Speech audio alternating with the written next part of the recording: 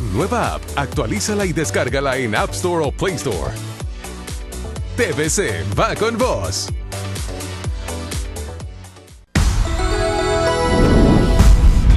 Los titulares son presentados por Banco Atlántida. Descarga Atlántida Móvil, conéctate a tu banca digital y crea tu usuario. Interventora de InvestH anuncia que aparecieron los otros 5 hospitales móviles que están siendo construidos en Ankara, la capital de Turquía, y vienen a fines de septiembre. Capítulo de Transparencia Internacional en Turquía informa a su par en Honduras que su rastreo aún no da con hospitales móviles en Turquía, y ministra de Salud expresa en evento que no sabe cómo va a terminar ese cuento. Exponen como ejemplo de buenas prácticas y rendición de cuentas uso de fideicomiso de la Secretaría de Salud en compra de insumos para la bioseguridad y aplazan en esa evaluación las prácticas de InvestH. Exdirector de InvestH, Marco Bográn, es denunciado ante el Ministerio Público por el CNA por delitos de fraude y abuso de autoridad por compra de hospitales móviles, 2 de los cuales son centros de triaje, asegura. Más de 500,000 de desempleados por confinamiento según el COEP, mientras los economistas creen que esa cifra podría ser mayor si persiste recesión. Cierre del histórico Hotel Honduras Maya en la capital y de Villas de la Mar en Tela refleja cómo el turismo está siendo uno de los rubros más golpeados por el efectos de la COVID-19. Autoridades de Leonardo Martínez cancelan a 50 enfermeras y 6 especialistas por falta de presupuesto y reducen capacidad de atención a las salas COVID. Autoridades de salud anuncian una leve baja en los casos de coronavirus en San Pedro Sula y asegura que han empezado a quebrar la curva en Cortés. Fallece la destacada soprano Irma Salgado y también el fundador de Voces Universitarias, Romeo Irías, enlutando así el mundo artístico y cultural. España se escandaliza tras anuncio del rey emérito Juan Carlos I de exiliarse para salvar la monarquía del escándalo de corrupción por el cual es investigado. Y la OMS dice que quizá nunca haya una solución contra la COVID-19. Los titulares fueron presentados por Banco Atlántida. Descarga Atlántida Móvil, conéctate a tu banca digital y crea tu usuario. Este es su noticiero TN5 Estelar con Renato Álvarez y Cristina Rodríguez. Muy buenas noches, Honduras. Bienvenidos a la emisión de este lunes 3 de agosto, día en que de nuevo se incorpora al noticiero estelar de Honduras nuestra colega periodista Cristina Rodríguez. Cristina. Buenas noches, Renato. Feliz de estar nuevamente con ustedes. Me alegra muy mucho. Bien. Y también con ustedes, los televidentes que cada noche nos acompañan. ¿Ya lista para informar? Porque ya la gente te extrañaba. Gracias a todos por el cariño, de verdad. Dándole que las sí. gracias también a Eunice López porque ha hecho una gran labor aquí al frente del noticiero estelar de Honduras. Bienvenida, Cristina. Gracias, Renato. La noticia del día es presentada por Claro. El mundo está cambiando. Sigamos conectados con Internet de Claro Hogar. Un nuevo informe del Consejo Hondureño de la Empresa Privada refleja el impacto de la COVID-19 en la economía, al indicar que 500,000 de empleos se han perdido en el sector privado, especialmente en rubros de la construcción, las MIPYMES, el comercio y el turismo. Estas cifras del COEP, según los economistas, solo indican que en este momento el país tiene 2 millones de hondureños sin trabajo, porque ya antes de la pandemia había mucho desempleo. En apenas 5 meses la pandemia ya deja cerca de 500,000 hondureños sin empleo solo en el sector privado. Tenemos alrededor de un 44.1% de empresas que ya han cerrado. Esto fue una medición que se hizo en el mes de mayo, o sea que hoy, que ya estamos en agosto, puede que sea mucho más alto.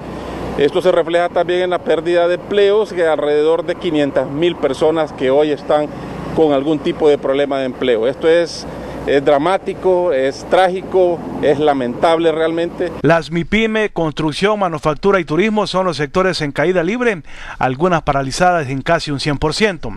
Sumamente afectadas, es toda la MIPYME obviamente, todo el sector empresarial, pero el impacto ha sido fuerte en construcción, ha sido muy fuerte en turismo, en la industria alimenticia, educación, varios sectores. Entonces esto es importante que se tomen las decisiones de manera oportuna. La actualidad que enfrenta el país es compleja al sumar el porcentaje de hondureños que ya estaban desempleados antes de la pandemia. Casi todos los economistas estamos coincidiendo de que la pandemia va a dejar alrededor de 400.000 a 500.000 desempleados, que viene a incrementar ya el 60% que existía antes de la pandemia. En consecuencia, pues, estamos hablando de alrededor de más de 2 millones de hondureños que tendrán dificultades en cuanto a emplearse. Es el momento de buscar medidas de contención, pide el sector obrero, para amortiguar los efectos de la emergencia sanitaria. Repito, si las personas no pueden comprarse y pierden sus derechos, por ejemplo, a la seguridad social, a la atención médica, si no puede adquirir sus alimentos básicos, la situación se nos puede complicar aún más de lo que estamos viviendo en este momento. Por su parte, el gobierno informó que la contención del gasto en los primeros 6 meses fue de 12.000 millones de lempiras, mientras se trabaja en recortes presupuestarios para el próximo año, anunciaron las autoridades de finanzas. Según un estudio de la Comisión Económica para América Latina, los efectos de la pandemia será mayor desempleo, mayor pobreza y mayor desigualdad. Dicen los economistas y el sector privado del país que mientras no se baje la curva de la pandemia, será difícil normalizar la economía. Por ende, las consecuencias van a continuar. Mario Landa, Telenoticias.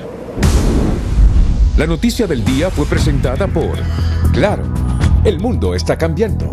Sigamos conectados con Internet de Claro Hogar. El cierre del icónico Hotel Honduras Maya y de Villas de la Mar es un efecto directo de cómo el rubro del turismo está siendo afectado por la pandemia del coronavirus. Y según los especialistas, al menos 150.000 empleos se han perdido a nivel nacional y no se descarta que este rubro sea incluido de forma inmediata en la reactivación de la próxima fase de reapertura de la economía. Economía Hoy es presentado por Banco de Occidente, apoyando la transformación agrícola, ofrece Agrocrédito 8.7. Nostalgia y tristeza deja cierre de los icónicos hoteles Honduras Maya en Tegucigalpa y Villas de la Mar en Tela, debido a la pandemia, lo que provoca también que centenares de hondureños queden sin una fuente de empleo. Lo que pasó esta semana con el Hotel Honduras Maya, un hotel insignia en Tegucigalpa, el Hotel Villas de la Mar, un hotel insignia en la costa norte del país. Ambos cerraron. Villas de la Mar tenía 186 empleos directos, con los empleos indirectos alcanzaba fácilmente los 600 empleos. El Honduras Maya tenía 1.500 empleos entre directos e indirectos. Esto ya se perdió definitivamente, así que el impacto en el sector es sumamente fuerte. A Gerson Rivera, quien laboró por 23 años como cocinero en el Hotel Honduras Maya, la noticia le cayó como un balde de agua fría, porque no se lo esperaba. No esperábamos que esta pandemia fuera a traer esta situación en el país, donde está creando mucho desempleo y en el cual quedan muchas familias sin trabajo, pues, y el gobierno no sé qué parte estará haciendo para fomentar el trabajo o para garantizar la estabilidad laboral de los trabajadores. El sector turismo indica que el 100% de los hoteles a nivel nacional están siendo afectados y se han perdido 150.000 empleos. El 100% de los hoteles está siendo afectado, más o menos el 70% o un poco más de nuestros empleos se han perdido. En el sector hay más de 250.000 empleos, esto quiere decir que más de 150.000 empleos ya no están en el sector, un impacto sumamente fuerte. Las autoridades de turismo explican que es necesario que se haga la reactivación de este sector para evitar más pérdidas de empleo. El reto que tenemos por delante es muy grande y el turismo debe levantarse. La mayoría de las empresas han permanecido cerradas y algunas lamentablemente ya han anunciado su cierre permanente. Es muy difícil seguir manteniendo empleos sin producir ningún ingreso. Por eso la reactivación del turismo es tan importante. Desde abril el turismo se ha mantenido paralizado por la pandemia de la COVID-19. El sector turismo ha sido uno de los más impactados por la pandemia a nivel mundial y aquí en Honduras no es la excepción. José Andino, Telenoticias. Economía Hoy fue presentado por Banco de Occidente, apoyando la transformación agrícola, ofrece Agrocrédito 8.7. En un momento donde miles de docentes deben de costearse el pago de internet y recargas a los celulares para impartir clases en línea o enviar trabajos a sus alumnos, la dirigencia magisterial lamenta el atraso en el pago de los salarios a los maestros, pues apenas a finales de julio les cancelaron el sueldo de junio y ahora claman por el salario del mes pasado. Al señor ministro de Educación que por favor, ¿verdad?, se preocupe por los docentes de Honduras, porque realmente cuando más se le ha aumentado el presupuesto a los compañeros docentes en compra de internet, en compra de equipo de bioseguridad, vienen y le están retrasando el salario increíblemente, y no solo a los docentes, sino a todos los empleados públicos. Pero recordemos que los docentes están trabajando desde sus aulas y necesitan el dinero para poder comprar internet, para poder sobrevivir a todo este momento tan difícil que estamos pasando. Bessie Berríos lamentó que durante la emergencia sanitaria cerca de 5,000 profesores hasta ahora dieron positivos por la COVID y muchos han fallecido, pero no tienen un dato específico y para ellos es importante el pago del salario, aunque son conscientes de la situación de la economía hondureña, pero tienen compromisos que cumplir, aseguran. Empleados del sector agroindustrial y maquila del municipio de Choloma, Villanueva y el Progreso Lloro protestaron este día frente a las instalaciones de la Secretaría del Trabajo en San Pedro Sula, exigiendo que la balanza no se incline a los empresarios, sino también a la fuerza laboral que está siendo objeto de suspensiones, despidos y reducciones de salario, al mismo tiempo que sus patronos contratan personal temporal para reemplazarlos. Para que ellos no estén aguantando hambre a un montón de personas. Haga un PCM o saque un decreto de que no sean afectados nuestros catorceados, nuestros aguinaldos y nuestras cesantías, ya que no es culpa de nosotros que estemos suspendidos. Hay varios trabajadores que ya tenemos más de 4 meses de estar suspendidos y son suspensiones ilegales y la gente ya tiene hambre y ya no puede estar en la casa. También solicitan el pago de alivio aprobado por el gobierno para apoyar a trabajadores suspendidos por la pandemia del coronavirus, ya que tienen 2 meses de retraso. El Minuto Financiero es presentado por Banco Ficosa. Comprar lo hecho en casa es tener corazón catracho, porque cuando consumimos lo nuestro, crecemos todos. Ficosa, tu salud está en tus manos. Para el exsecretario de Finanzas y expresidente del Banco Central, Hugo Noé Pino, la recomendación de bajar los impuestos para ayudar a recomponer las empresas debido a la emergencia sanitaria no es recomendable, pero sí es urgente la búsqueda de un pacto fiscal para el manejo de los recursos de forma transparente y eficiente. Lo que sí realmente se requiere, y hay un clamor ciudadano, es la búsqueda de un pacto fiscal que establezca cómo se van a utilizar los recursos en forma transparente, en forma eficiente, y cómo se están utilizando también el endeudamiento externo cuando hay otras alternativas. Todo esto se debería discutir en el marco de un pacto fiscal que ha venido siendo propuesto por el grupo promotor del diálogo fiscal desde hace varios años. Y tenemos que revisar las exoneraciones. El exfuncionario lamentó que el gobierno actual no quiere escuchar propuestas de otros sectores y organismos internacionales, luego que el Banco Central de Honduras proyectó que para este año el decrecimiento de la economía oscilará entre un 7 y 8%. El Minuto Financiero fue presentado por Banco Ficosa. Comprar lo hecho en casa es tener corazón catracho, porque cuando consumimos lo nuestro, crecemos todos. Ficosa, tu salud está en tus manos. Más adelante le informaremos la vergüenza que de su partido sienten en este momento algunos dirigentes nacionalistas puede estimular la autocrítica colectiva en esa institución política para corregir errores, opinan los analistas. Antes, en nuestra sección Un día como hoy, le contamos del surgimiento de la Real Academia Española, cuyo objetivo principal es la regulación y fomento del idioma español, la lengua de Cervantes. Un día como hoy es presentado por Banco Ficenza. Te conoce, te entiende. Un día como hoy, 3 de agosto del año 1713, en Madrid se iniciaba formalmente el primer libro de actas de la Real Academia Española. mediante el registro de la primera sesión oficial celebrada el 6 de julio de ese año en casa de su fundador, el marqués Juan Manuel Fernández Pacheco y Zúñiga. En 1713, bajo el reinado de Felipe V, la Real Academia Española fue fundada por iniciativa de Juan Manuel Fernández Pacheco y Zúñiga, marqués de Villena, inspirada en el funcionamiento de la Academia Francesa y orientada según su estatuto original a la regulación y fomento del idioma español.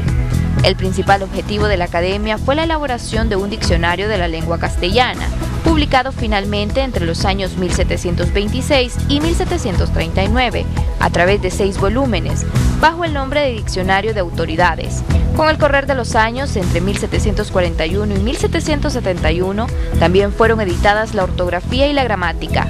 Hoy, la Real Academia Española, a través de la Asociación de Academias de la Lengua Española, fundada en 1951, desarrolla una política lingüística determinada por el trabajo conjunto de 23 academias de España, América, Filipinas y Guinea Ecuatorial, tendiente a normalizar el léxico, la gramática y la ortografía de los hispanohablantes. Un día como hoy fue presentado por Banco Ficenza. Te conoce, te entiende. Y también más adelante aquí en el noticiero líder, cabreado por el comportamiento de Nasrallah, se retira del Partido Salvador de Honduras el conocido abogado Tony García. El precio del dólar y el euro es presentado por Credomatic. Ahora es el turno de todos. Llegó la hora de reinventarnos y mover la economía para levantar el país.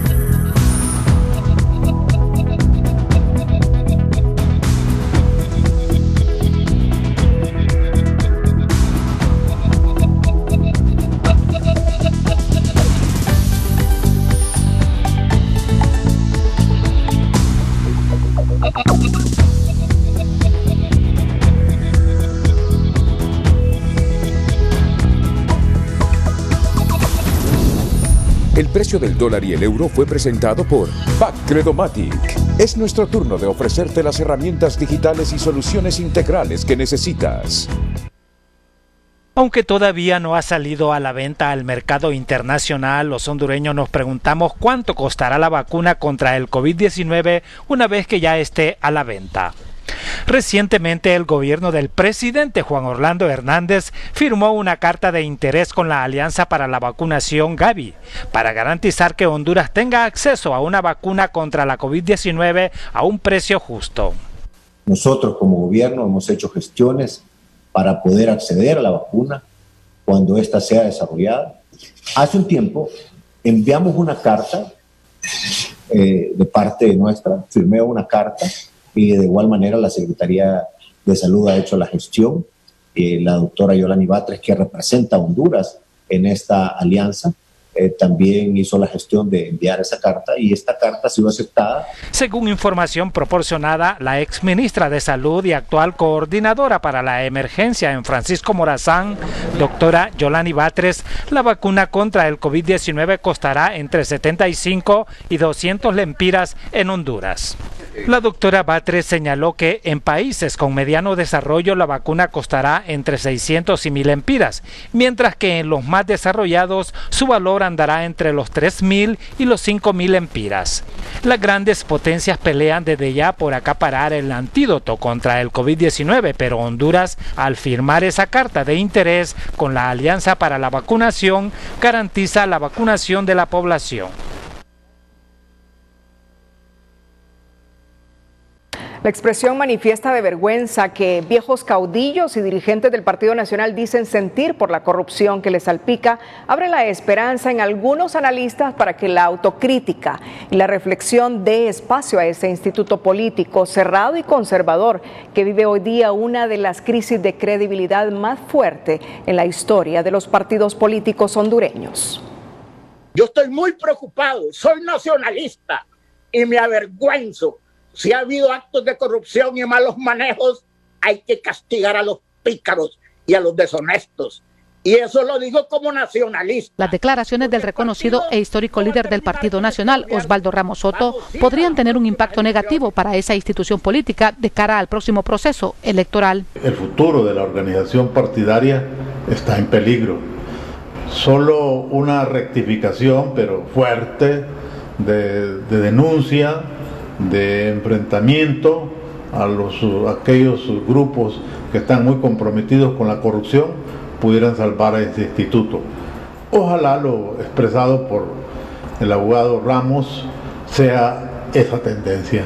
A la vergüenza que siente el diputado Ramos Soto se han unido otros dirigentes del nacionalismo que también se sienten preocupados por los denunciados actos de corrupción cometidos durante la pandemia de la COVID-19, y eso es bueno que lo reconozcan, pero se espera que esa autocrítica no se dé con la finalidad de ganar simpatías entre el electorado. Sin embargo, esperemos que este proceso no sea un proceso o estas intenciones solamente para ganar empatía y generar votos, teniendo en cuenta que las campañas electorales están por empezar en septiembre, después de la convocatoria, y que lo que busquen es congraciarse con el pueblo hondureño. Lo que hay que buscar realmente es una lucha contra la corrupción, por la transparencia. Este sociólogo es del criterio que las declaraciones de Osvaldo Ramos Soto también se podrían interpretar como que hay discrepancias entre el Partido Nacional y el gobierno, algo que no es posible, se advierte. Sin duda, hacerle creer al hondureño que 10 años después de tolerar los actos irregulares, la corrupción, don Osvaldo Ramos Soto nos venga a decir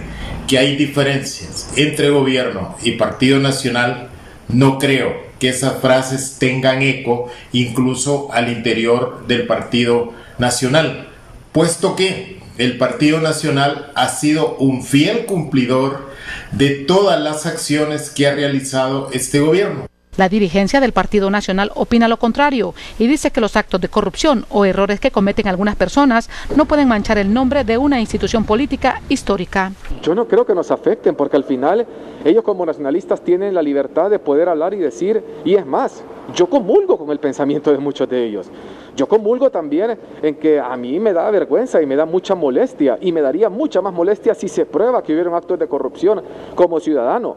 Y al final lo que estamos pidiendo es que el responsable de eso pague. Nosotros no vamos a defender absolutamente a nadie. En todo caso, en las próximas elecciones generales se determinará si la vergüenza que sienten reconocidos líderes del nacionalismo por los supuestos actos de corrupción cometidos durante la pandemia también afectará al electorado de ese instituto político. Las declaraciones del diputado Osvaldo Ramos Soto y de otros reconocidos miembros del Partido Nacional no deben echarse en saco roto y deben servir para que el partido en el gobierno rectifique y haga los cambios necesarios para combatir la corrupción de cara al próximo proceso electoral. Raquel Lazo, Telenoticias. Siempre en política, el abogado Tony García ha confirmado a Telenoticias hace algunos minutos que ha renunciado a su cargo en el Partido en Formación Salvador de Honduras. Textualmente me ha dicho el abogado Tony García, uno de los dirigentes más reconocidos del Partido Salvador de Honduras, el presidente municipal de San Pedro Sula y de otros municipios, y el secretario departamental de Cortés han renunciado por el camino equivocado de Salvador Nasralla, que no escucha a la gente honesta. Algunas posiciones de Nasralla son abiertamente anti-alianza, anti-elector, anti-nueva cédula y derrotistas. Ulises Aguirre con el abogado Tony García.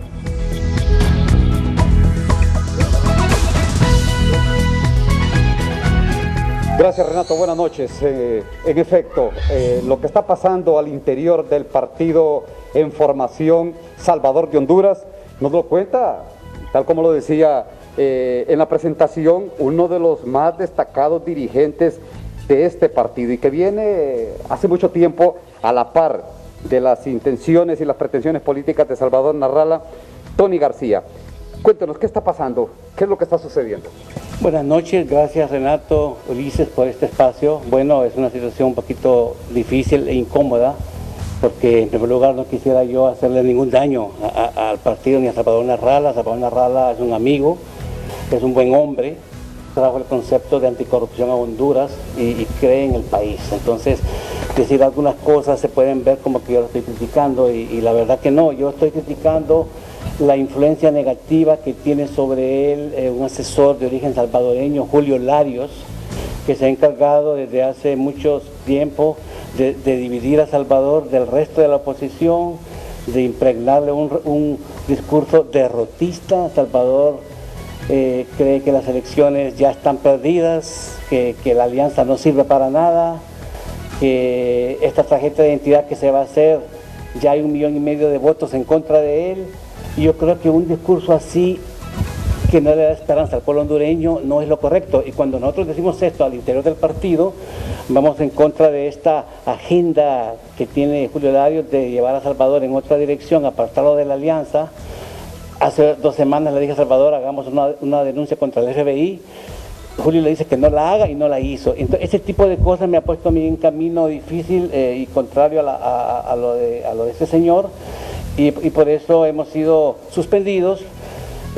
Pero yo no puedo quedarme en un partido donde uno no puede expresar y no se escucha a la gente honesta, como lo son muchos. Aquí tengo al diputado Mauricio Castellanos, que también ha sido suspendido, y entonces yo creo que lo mejor es, para no causar división al interior, mejor retirarme, ¿verdad? Y yo seguir luchando por Honduras. La oposición es amplia, luchar por la unidad, por una alianza. Y pedirle a Salvador que reflexione y que escuche a la gente, ¿verdad? Que tengamos fe que solo en elecciones se puede ganar, y por lo tanto no descalifiquemos las elecciones. Habrá que dejar claro, porque lo dice en pantalla, que Tony García renuncia a su cargo, está renunciando a su cargo, está renunciando al partido, y por razones obvias está abandonando a Salvador Narrala en sus pretensiones políticas, Tony. Yo a Salvador le deseo, ¿verdad?, que por ese camino que le lleva a Julio, que llegue a algún lugar, ¿verdad? Obviamente yo quisiera que él fuera el próximo presidente de Honduras. Yo espero que haya una reflexión al interior, que otros miembros del partido no se vayan, aunque se están yendo muchos, y que cambiemos el curso del partido, porque si no pasa, si no hacemos eso, el partido va al despeñadero, y yo creo que a Honduras no lo podemos fallar como oposición, y la alianza, la unidad es el camino. Yo hace una semana puse una fotografía de 4 líderes de oposición: Salvador Narrala, Luis Zelaya, Nelson Ávila, Guillermo Valle, para empezar a hacer una alianza, y me jalaron las orejas. Entonces, cuando hay al interior una intención de no apoyar una alianza, yo digo, no, este es el camino, es equivocado. Yo soy pro alianza, por unidad, y lo que tenemos que hacer. ¿Quién lo suspende? ¿El directorio del partido en formación, Salvador Narrala, o Julio Larios? Bueno, Julio Larios le dice a Salvador que me suspendan. La influencia de Julio Larios es enorme. Salvador Narrala le pide al directorio que lo haga, y el directorio levanta la mano y lo hace, a excepción de 3 personas: Mauricio Castellanos, David Reyes y Tomasito Ramírez, diputados, que consideran que esto no procede, no es correcto. A alguien que le ha entregado el partido, que se ha entregado de corazón, ¿verdad?, a Salvador y a la causa. Pero yo digo, no, yo no me voy a quedar así castigadito, con una nalgada. Yo, por mis principios, renuncio, yo no me acomodo, yo digo lo que es, y por eso estoy donde estoy. Si yo fuera como las focas que levantan la mano y aplauden, pues yo estaría en otra posición, pero primero los principios y la convicción. Bueno, por la importancia, Renato, por la importancia que tiene este tema, y aprovechando que tengo a Mauricio Castellanos, diputado también, él dice que él va a ir a la audiencia de descargo, pero que él va a limpiar su nombre, pero que siempre va a renunciar al partido en formación Salvador de Honduras. Mauricio, ese es el extremo que me contaba hace poco. Sí, correcto, vamos a demostrar nuestra inocencia. Su servidor, como lo sabe Salvador Narrala, hemos cumplido nuestra promesa, nuestros principios basados en que creemos que él sigue siendo una promesa importante para este país. Le ayudamos con 20,000 firmas en nuestro departamento de Cortés, le financiamos la asamblea casi en un 85%, su servidor se la organizó en San Pedro Sula y le entregué 35 ciudades de todo el país, y me siento satisfecho, he cumplido, me siento feliz, y lo que le puedo decir al ingeniero Narrala es que nos dé la oportunidad de defendernos con justicia ante este nuevo tribunal de honor que se plantea, y después de esto, de demostrar mi inocencia en virtud de los criterios que tenemos, pues tocaría renunciar del partido como tal. Renato, es interesante porque aquí en la casa del abogado Tony García, pues han coincidido 3 dirigentes, 2 de la zona norte, Tony García del centro de la capital, y los 3 nos han dicho de que van a abandonar el partido. Y entiendo que usted no ha abandonado el partido, ¿verdad? Ya lo hizo público, de abandonar el partido. ¿Su nombre es? Alan Zúñiga, secretario departamental de Cortés, pues también dice que abandona este partido político en formación. Renato. La bandita decía, Tony García renuncia a su cargo, pero la bandita ya, escuchando a Tony García, es que se retira del partido en formación Salvador de Honduras. Bien, muchas gracias Ulises Aguirre desde la casa del abogado Tony García. Seguimos con información política esta noche. Mientras las autoridades de la Secretaría de Gobernación y Justicia no se pronuncian sobre el polémico video que circula en redes sociales y medios de comunicación donde supuestamente el alcalde de Guaymaca, Armando Raudales, consume sustancias prohibidas, las autoridades del Partido Liberal no descartan su expulsión si en algún momento llega una petición en ese sentido de algún miembro de esa institución política. Nuestro tribunal disciplinario, a petición de parte, podría decidir, si alguien así lo solicitara, la expulsión del mismo de las filas del Partido Liberal. Obviamente tenemos que esperar qué van a hacer las autoridades nacionales y si se presenta alguna petición al tribunal disciplinario. Como autoridad esperaríamos una actitud, una decisión personalísima de esta persona en el sentido de renunciar, de dar un paso al costado en la dirección de la alcaldía y alejarse porque no le conviene a la comunidad. Hasta ahora no llega a ninguno de los extremos para conocer la suerte del edil de Guaymaca, municipio de Francisco Morazán, pues ni la autoridad, en este caso la Fiscalía, ni Gobernación, que también vigila la conducta de los alcaldes, ni el Consejo Central Ejecutivo tienen una petición para iniciar una investigación. Más adelante aquí en el Noticiero Líder siguen las denuncias en el Ministerio Público contra Marco Bográn y Axel López. Esta edición brindando nuevas oportunidades de crecimiento e innovación en el país a más de 185 jóvenes emprendedores durante 12 semanas. Programa liderado por Banco Atlántida. Hay mucha satisfacción del Banco Atlántida y de sus socios de todo lo que hemos hecho, porque hemos identificado que en Honduras hay mucho talento. Nosotros lo que buscamos son emprendedores, no ganadores de concurso, y eso es lo que estamos logrando. El Honduras Digital Challenge ha cruzado fronteras, donde las ideas y proyectos de los talentosos emprendedores están siendo utilizadas en el extranjero. Están realmente ya ubicándose en Silicon Valley, en México, en Chile, en Argentina, con propuestas interesantes y competitivas. Esto demuestra que Honduras tiene una capacidad y una oportunidad en momentos que el mundo ha cambiado a través del COVID y que la innovación digital es una necesidad y es lo que va a mover realmente la economía en muchos aspectos en el mundo.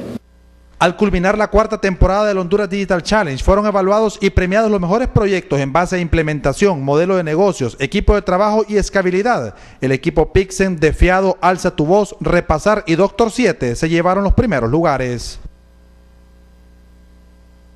Con un ingeniero biomédico y un ingeniero civil, el personal del Ministerio Público continuó este lunes las investigaciones para constatar si hubo sobrevaloración de equipo e irregularidades en la compra e instalación del Hospital Móvil de Villanueva Cortés por parte de Copeco.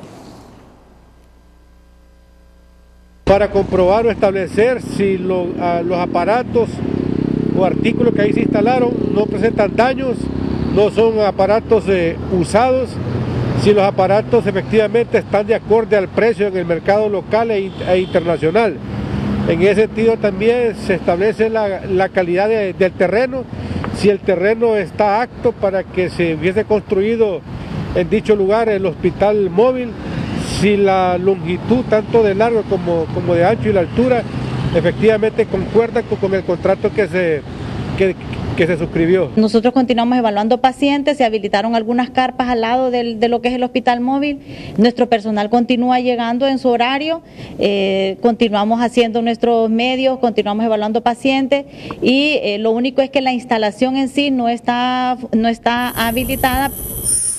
Este lunes, el Consejo Nacional Anticorrupción elevó ante el Ministerio Público una denuncia en contra del exdirector de Inves H, Marco Bográn, y el proveedor Axel López por los delitos de fraude y abuso de autoridad en torno a la sobrevaloración de los 7 hospitales móviles y las 2 salas de triaje y no hospitales que llegaron procedentes de Turquía para operar en San Pedro Sula y Tegucigalpa.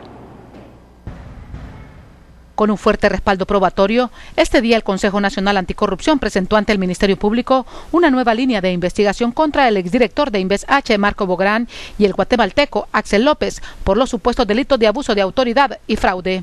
A partir de la presencia del Consejo en Puerto Cortés ante la llegada de los 2 supuestos hospitales móviles, se documentó una serie de irregularidades que presumen los delitos de abuso de autoridad y fraude de parte del exdirector de Invest H y el representante legal de Elmed Medical System. Entre los hechos más relevantes podemos destacar que el 18 de marzo y el 2 de abril respectivamente, el exfuncionario pagó de buena fe más de 1.100 millones de lempiras para adquirir 7 hospitales móviles.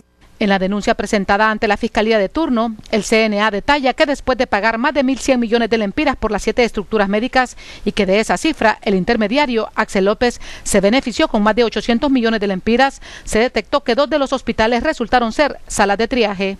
Pero el valor real es de apenas 369.1 millones de lempiras, beneficiando con más de 800 millones de lempiras al supuesto intermediario. De acuerdo a lo confirmado, los hospitales móviles resultaron ser salas de triaje, al carecer de respiradores mecánicos. Asimismo, presentaron partes en mal estado y nebulizadores vencidos, y no existe un contrato que respalde y garantice esa fracasada adquisición. Aunque en el nuevo Código Penal desaparece una de las modalidades del delito de abuso de autoridad, en este caso de Invest H, sí se podrían aplicar las otras modalidades del delito, explica este profesional del derecho. Pero, por ejemplo, el delito de abuso de autoridad todavía existe una modalidad donde un funcionario realiza un acto que es incompatible con sus funciones, y en este caso, si había una función esencial de administrar, habría que ver si hubo una incompatibilidad o alguna omisión de esos deberes esenciales del administrador en este caso.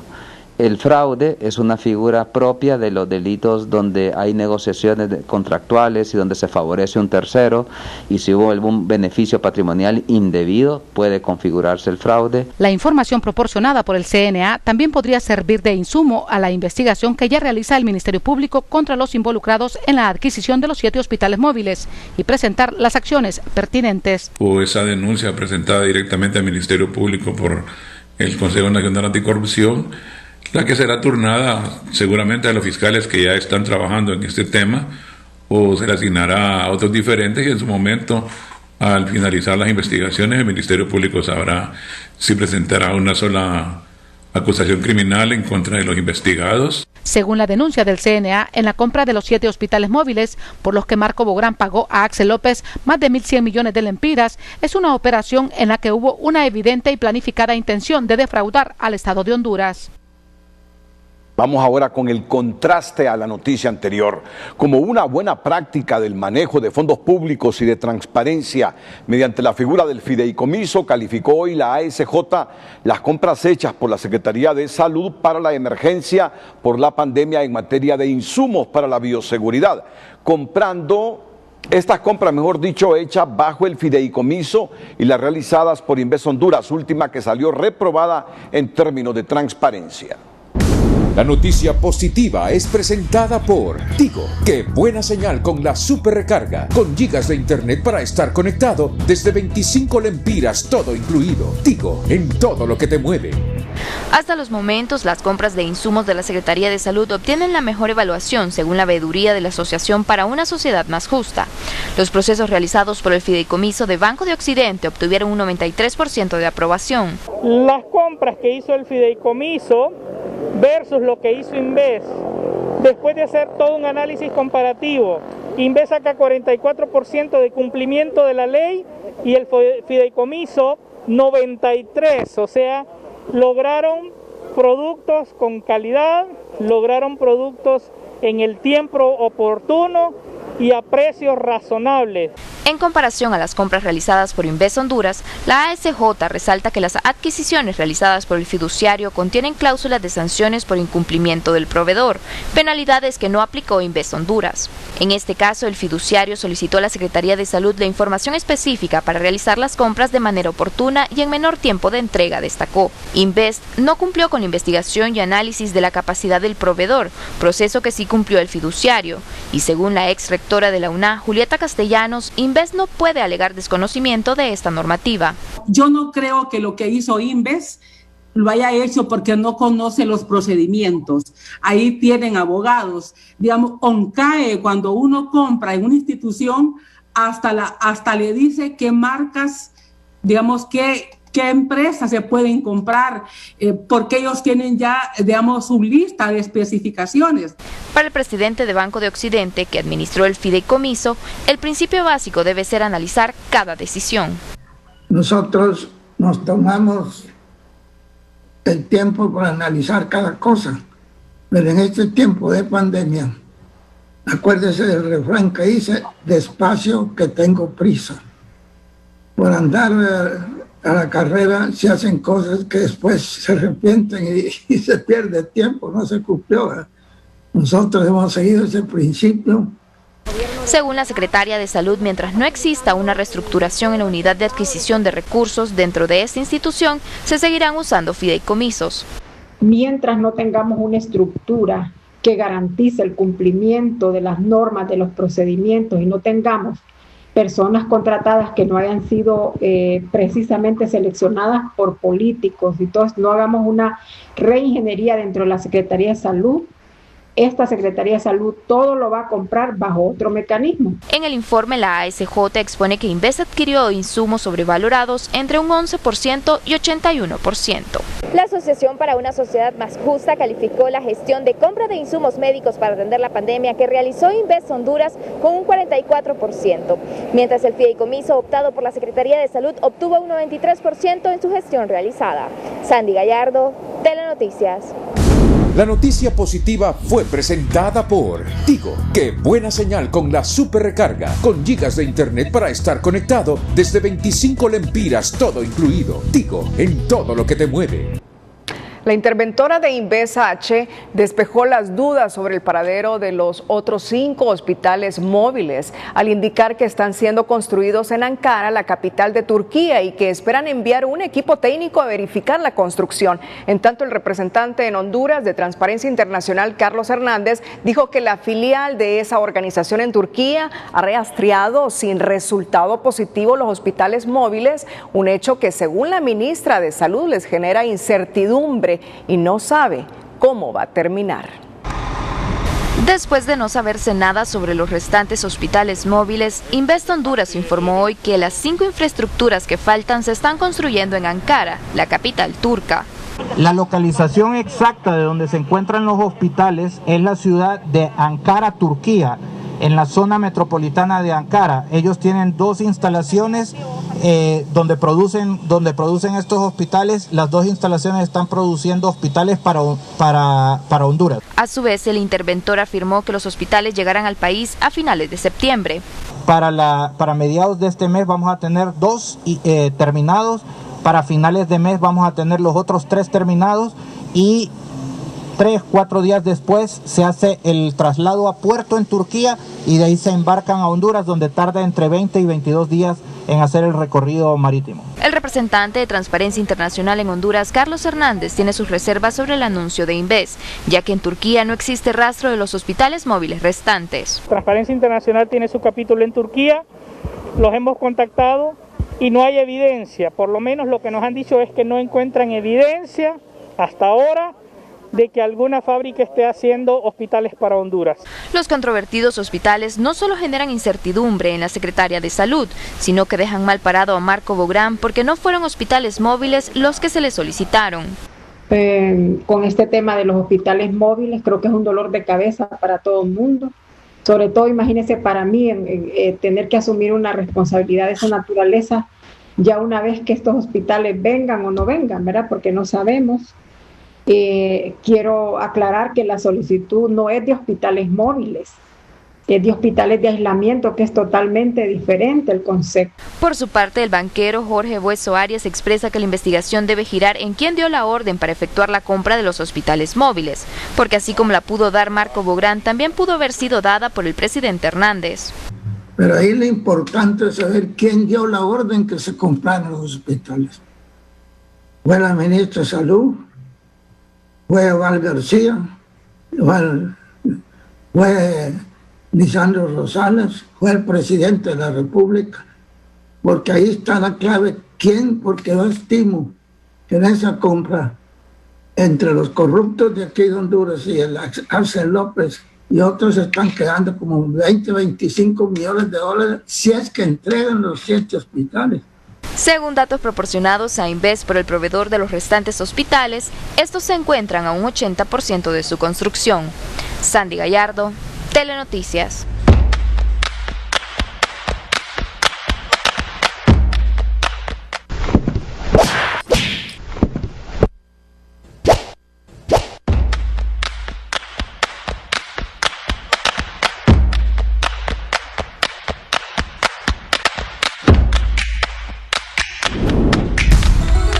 Más adelante aquí en el noticiero líder, subsecretario de Salud anuncia leve aplacamiento de la COVID-19 en San Pedro Sula. Trajes de bioseguridad. Pese a los clamores de la población y de las autoridades municipales, aún no hay respuesta del gobierno para transferir recursos a la alcaldía del Triunfo Choluteca. Lamentó la alcaldesa Gina Bonilla, quien reiteró que cada día diagnostican entre 50 y 60 pacientes sospechosos de la COVID-19. Un déficit de 60 millones de lempiras en el Hospital Leonardo Martínez Valenzuela de San Pedro Sula obligó este día a las autoridades a rescindir de 50 enfermeras y 6 especialistas, también a reducir la capacidad de atención en las salas COVID-19. Al inicio de la pandemia, ese centro contaba con 32 millones para la emergencia, cifra que fue insuficiente con el pasar de los días. Sí, tenemos que decir que el hospital bajó sus cupos de 111 camas a 80 camas. El déficit ahorita actual es más o menos de 60 millones. Eso es lo que tenemos un déficit que si logramos conseguir que la Secretaría y Finanzas nos haga la inyección de ese presupuesto, con eso el hospital salda cualquier deuda, llámese deuda con los proveedores, deuda con la empresa que nos provee oxígeno y lo más importante, la deuda de los salarios. El fin de semana, 58 empleados de este centro hospitalario ya habían dado un ultimátum a las autoridades de salud. El pliego de peticiones contemplaba la falta de pago de varios meses, equipo de bioseguridad adecuado, la reducción de cupos en las salas, puesto que el 40% del personal ha renunciado y un 20% se encuentra incapacitado. En la semana epidemiológica número 31, autoridades de salud anuncian que han logrado una leve reversión de los contagios del nuevo coronavirus, especialmente en San Pedro Sula, donde esta semana se registran 434 casos, un 42% menos que la semana número 30, donde el nivel de contagio fue de 755 personas por COVID. La cual tenemos un acumulado de 7.444 casos, de los cuales también hemos tomado 13.000 muestras y nos han resultado 5.079 negativos. Al día de hoy, la ciudad de San Pedro Sula reporta un total de 328 fallecidos. Vamos a hacer una comparación entre semanas epidemiológicas. Esta semana epidemiológica número 31, por primera vez se reportaron más casos negativos que positivos. Tenemos un total de 434 casos positivos, tenemos 321 menos casos que la semana epidemiológica número 30 y esto representa un descenso del 42% de casos según muestras procesadas. El subsecretario de Salud, Roberto Cosenza, afirmó que en San Pedro Sula y en todo el departamento de Cortés se ha quebrantado el pico de la pandemia. A ese personal de salud que día a día se ha desplazado de casa en casa. A ese personal de salud que bajo el sol, lluvias, han andado en estos trajes móviles que hoy en día estamos viendo los resultados. Que cómo con ese desplazamiento acercando los servicios de salud que aún lo continuamos haciendo y lo vamos a seguir haciendo porque es el éxito para poder combatir la COVID-19. El día de hoy inició a funcionar otro triaje más para atender el sector sur, que es el Infoc. Vamos a habilitar otro triaje en otra zona donde epidemiológicamente nos están indicando los médicos epidemiólogos que se debe de habilitar. En los 11 municipios restantes del departamento de Cortés se registran hasta la fecha 7.026 casos positivos, 6.067 negativos y 814 recuperados. Este lunes, 42 instituciones del Estado retornaron a sus labores bajo las medidas de bioseguridad. Una de ellas fue el Instituto Nacional de Migración, quien también aplica un protocolo de atención de call center para agendar su cita y así evitar la aglomeración de personas. Comenzamos un mes atrás brindando atenciones en casos excepcionales de las gestiones de Secretaría General, pasaportes y extranjería. Hemos implementado una nueva forma de atención donde hemos habilitado un call center para que el ciudadano pueda llamar al 2232-7800 y de esta forma exponer la gestión que va a realizar dentro de la institución. Un agente le va a solicitar los requisitos que necesita para realizar dicha gestión y posteriormente se le va a indicar el día y la hora en que él tiene que realizar su trámite, ya sea en Tegucigalpa, San Pedro Sula y La Ceiba. El científico hondureño Marco Tulio Medina recomienda que los empleados públicos con enfermedades base se mantengan bajo la modalidad de teletrabajo.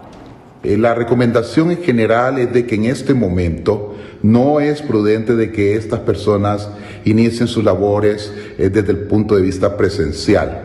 Y es recomendable que se mantengan en un aislamiento desde el punto de vista físico, aunque pueden trabajar sin ningún problema mediante las modalidades de teletrabajo o trabajo en casa. Esto sería una recomendación que debería de mantenerse dependiendo de si hay un control total de la pandemia, que como sabemos eso será un poco complicado llevarlo a cabo. En el comunicado emitido por el gobierno establece que los empleados se presentarán a trabajar 5 días hábiles de forma presencial y tendrán 10 días de teletrabajo y a la semana. Cada institución dispondrá en su modalidad presencial de alrededor del 33% del total del personal. Una de las voces más exquisitas de Honduras que deleitó al público en numerosos teatros nacionales e internacionales se ha apagado para siempre. Se trata de la gran soprano hondureña Isabel Salgado, egresada del Conservatorio de Milán en Italia y quien con su talento deleitó a los públicos de Nueva York, en el Metropolitan, en el Colón de Buenos Aires, Argentina y en Bellas Artes en México. A sus 90 años, la soprano Isabel Salgado deja una enorme huella en este género musical en el país, pues fue considerada como una de las mejores cantantes sopranos de su tiempo. Sus familiares, Marchela Castillo e hijos, familia Castillo Lima y Castillo Cerrato, elevan oraciones porque el Señor la reciba en su seno y agradecen las infinitas muestras de pesar recibidas, mientras la Asociación Filarmónica Coral de Honduras emitió un acuerdo de duelo lamentando esta enorme pérdida para quien en su trayectoria profesional puso por lo alto el nombre de Honduras. La soprano Salgado era la esposa del también destacado y extinto pintor hondureño Mario Castillo. Otra voz que se apagó en el país fue la del publicista y cantautor hondureño Romeo Irías, tras perder la batalla contra la COVID-19. Irías, de 77 años, fue presidente y fundador de la agrupación Voces Universitarias, donde fue intérprete y compositor desde el 10 de febrero de 1966. La Universidad Nacional Autónoma de Honduras emitió un comunicado lamentando el fallecimiento del cantautor, en la que lo recordó por su talento artístico que trascendió fronteras y por sus magistrales interpretaciones. Destacó la canción Esta Tierra Mía, que es considerada una de las más emblemáticas de voces universitarias. Romeo Irías fue también una figura de la industria publicitaria del país.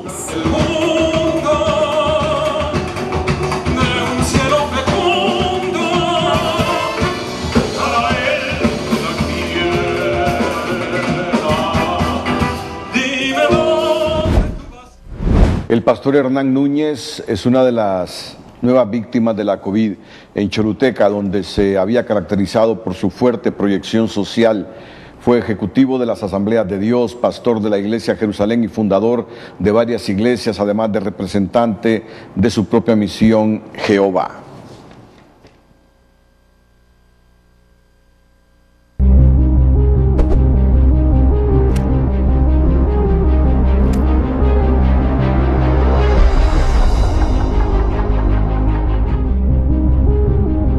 Esta noche, Sinajera ha dado a conocer que se han realizado 1.264 pruebas PCR, encontrando 597 nuevos casos positivos, lo que eleva la cifra a 43.794. Se confirman 7 nuevos fallecimientos, la cifra alcanza 1.384 defunciones. Se han reportado también 60 recuperados para un total de 5.854.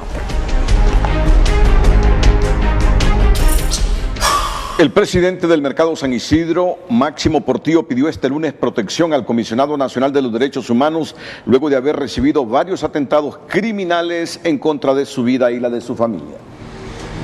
Bueno, venimos a pedir protección, venimos a que nos dé solución, que nos dé el mejor consejo qué hacer para mejorar esta situación tan difícil que está atravesando mi familia y que estamos atravesando en la empresa. Es por ello que estamos el día de hoy acá. Portillo explicó que tiene más de 30 años trabajando como comerciante en el mercado y que los intentos por extorsionarlo son debido a que él es propietario de una pequeña fábrica.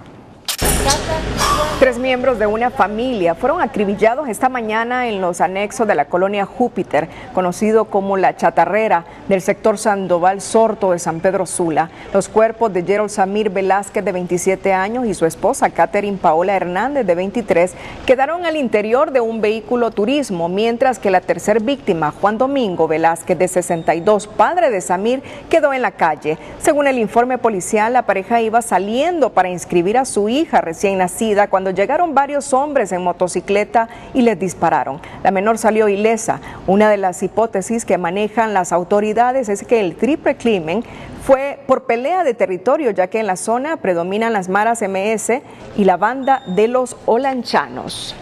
La decisión de publicar en un diario de circulación nacional la abrogación del nuevo Código Penal por parte de los diputados que lo aprobaron en sesión especial el 24 de junio carece de valor legal, advierte el exfiscal Edmundo Orellana, al afirmar que los parlamentarios equivocaron el camino y ahora el nuevo Código Penal ya está vigente.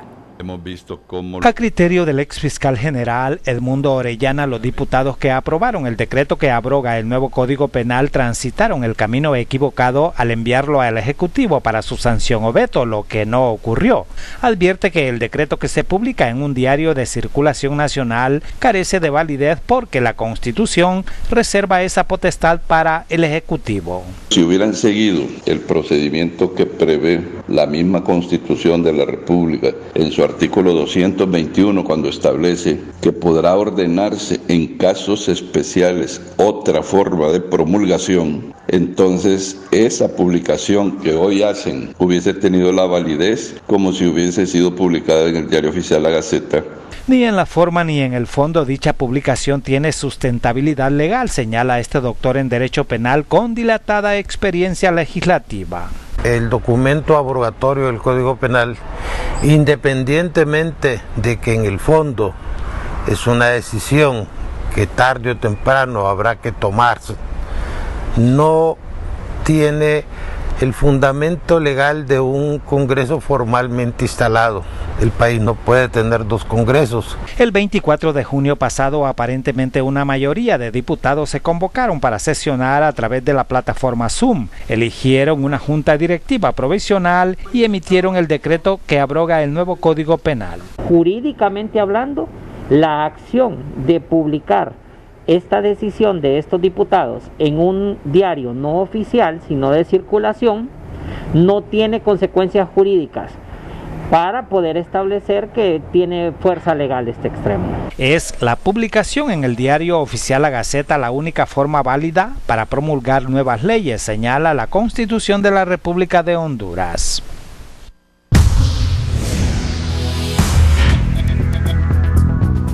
Hola, ¿qué tal? Feliz noche para todos. La tormenta tropical Isaías está dejando fuerte actividad lluviosa sobre la costa este de Estados Unidos, pero también es la responsable de las lluvias que están precipitando en nuestro territorio. El fenómeno se está moviendo, bordeando la costa este, el ojo está afuera, pero en las próximas horas ingresará por Carolina del Sur y, bueno, continuará con vida, moviéndose ahí muy cerca de la costa, alimentándose de este sector y pues dejará siempre esa línea de inestabilidad para las próximas horas que justamente hemos graficado ahí para que usted vea cómo incide este sistema que se encuentra tan lejos, a tantos kilómetros, pero mantiene esta estela de humedad sobre Centroamérica y particularmente sobre nuestro territorio.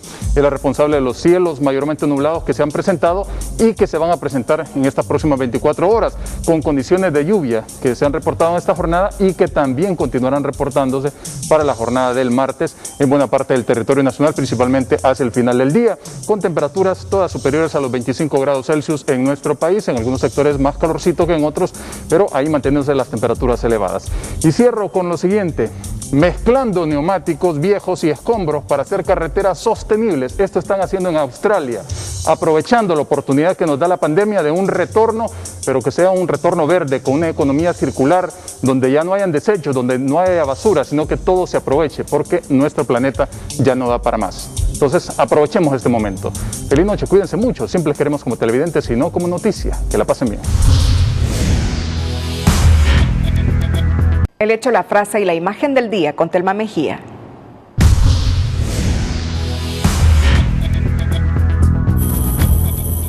InvestH dice que ya aparecieron los 5 hospitales móviles y que se construyen en la capital de Turquía. Transparencia Internacional no logra ubicarlos aún en esa nación y ministra de Salud dice no fue lo que pidió y no sabe cómo va a terminar esa historia. El CNA acusa formalmente a Marco Bográn ante la Fiscalía. Estas son las nuevas proyecciones que sobre el empleo dejará la pandemia. La pandemia va a dejar alrededor de 400.000 a 500.000 desempleados, que viene a incrementar ya el 60% que existía antes de la pandemia. En consecuencia, pues, estamos hablando de alrededor de más de 2 millones de hondureños que tendrán dificultades en cuanto a emplearse. Envuelto en un escándalo de corrupción ligada a cuentas particulares ocultas en paraísos fiscales, el rey emérito Juan Carlos I abandona España y decide exiliarse. Una figura a la que tanto temió, pues nació en el exilio y probablemente terminará sus días así, opinan los analistas. Cerramos la emisión estelar inmediatamente después de Telenoticias, la serie Preso número 1. Nos despedimos con las 5 de TN5. A todos muchas gracias, buenas noches.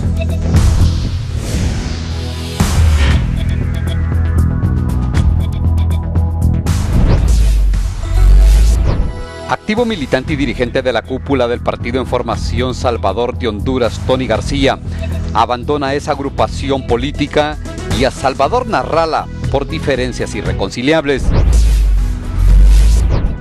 Interventora de Inves Honduras anuncia que aparecieron los otros 5 hospitales móviles que están siendo construidos en Ankara, la capital de Turquía, y que vienen a finales de septiembre.